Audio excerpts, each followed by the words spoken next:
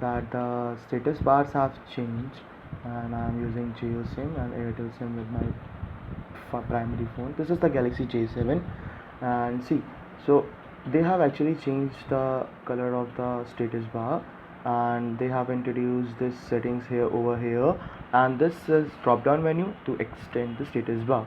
And see, they have also introduced this call, messaging, and then mobile data here for the short preference.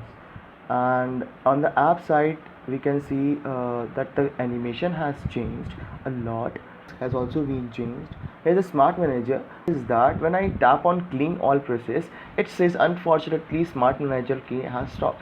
This is the error I am getting quite frequent, and this error has not been actually resolved with the several restart and the power shutoffs. I don't know why. I think there is a security patch or something that to be released to fix that, and this is for sure. And they have introduced a lot more features in that settings section. For example, now we have smart manager and application here, and we have notifications, do not disturb mode, and advanced features too. And that a quick launch, and there is smart alert also when we have to device will be vibrate, or when you pick it notify about the missed call. And this easy mute, by putting the phone on down the table, it can easily mute the calls and alarms over the device. And themes, yes, of course, they have actually made the themes interface a lot easier, and they have shrunk the size of themes too. Moreover, battery, yes, from these latest update that I have got around 834 megabits, uh, yep, of Marshmallow. It takes about 10 minutes or to download from the 4G connection, and from that time my phone performance of the phone have readily increased. And now I'm having a better battery life, you can say. See, it's now having charge, but the battery life is getting something very good. Apart from that previous update, that is Lollipop 5.1.1, and percentage bar and all that stuff, they have actually gone screen unlocking effect, which was previously present on that Lollipop version. So we have icons background, and this with icons with background, this icons background they have actually changed. So a lot of customizations have been done with the phone. Yes, I'm really feeling the phone has become. See, they have introduced a one more letter font, that is Gothic bold, which was not previously present.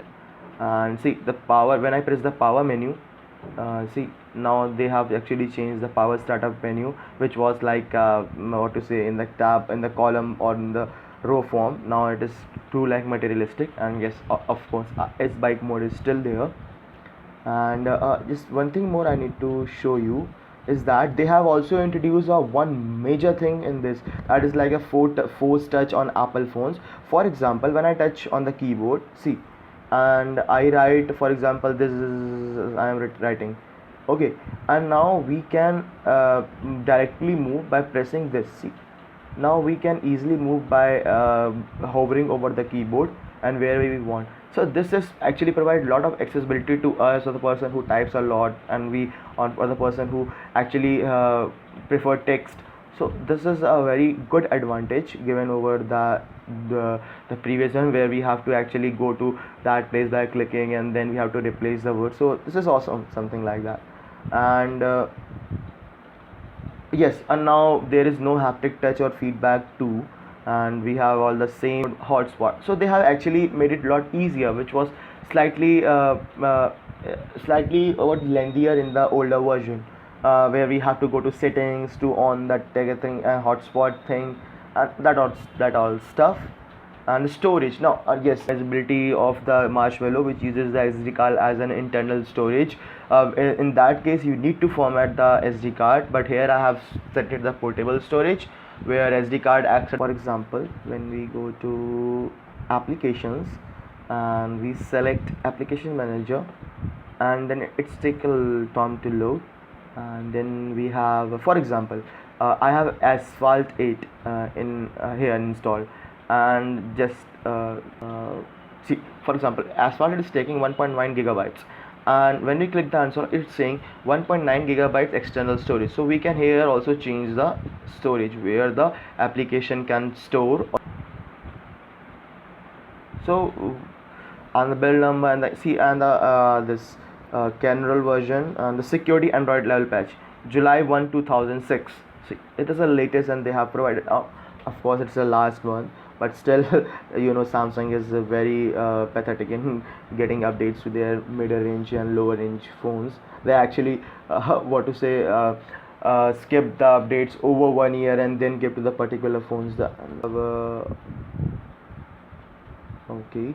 And if we go to unknown sources, yes, here we have, see for example, security policy updates, and now they have actually in the lock screen and security, we have to go to this other security settings and see they have actually given a separate portion for the security, that latest update of Galaxy J7 2005 variant on Android 6.0. I got this update on August of 1st, whereas you might people must be have got the upgrade. So do upgrade your phone. It's really enhance the performance of the phone. And one more major issue I have get solved with this phone is that the network reception. Now the network reception has been improved significantly.